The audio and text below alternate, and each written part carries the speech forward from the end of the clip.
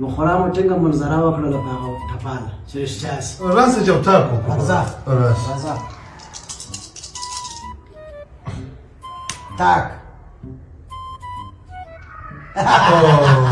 وای مې ګټله راکړه دوې چکې چیرې دوې چکې راځه دوې چکې راځه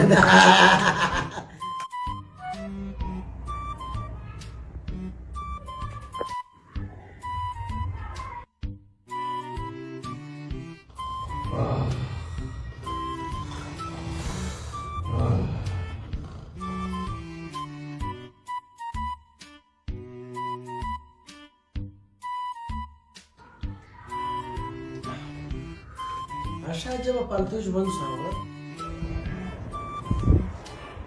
یاره چې یوه دانه شخصي سرخکه مې درلودلی تیاره د ځان ده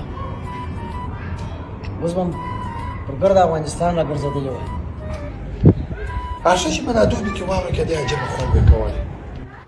ما زه د خبرو وارې چیر کوي اشا اوس زه ځم کور ته سبا چیرې سره غواړو دا راته باب داسې وکړو